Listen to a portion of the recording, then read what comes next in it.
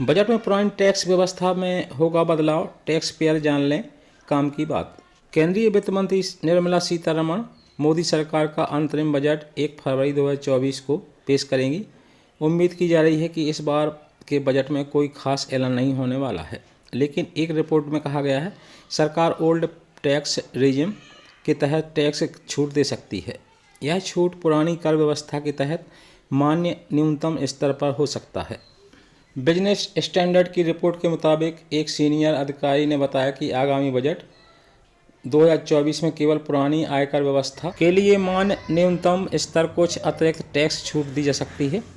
नए उपायों में 7 लाख रुपए के करीब आयकर छूट दरों का विस्तार, महिला और किसानों के लिए भी कुछ ऐलान किया जा सकता है। वित्त मंत्री ने बजट को लेकर क्या कहा?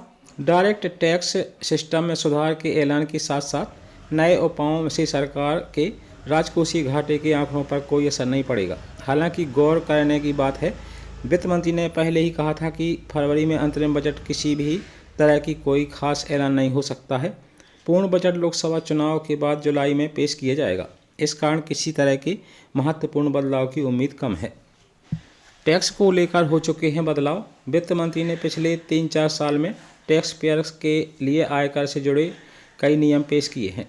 इसमें नए टैक्स व्यवस्था के तहत 7 लाख रुपए तक टैक्स में छूट और अन्य नियम शामिल हैं। वहीं पिछले बजट में महिलाओं के लिए नई स्कीम भी पेश की गई थी।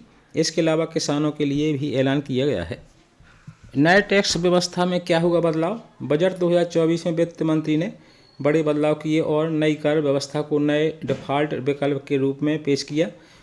उन्होंने नई कर व्यवस्था का समर्थन करने के लिए प्रोत्साहनों को जोड़ा, जिसमें 7 लाख रुपए तक की कुल टैक्स छूट शामिल है, जो पुरानी टैक्स व्यवस्था के तहत 5 लाख रुपए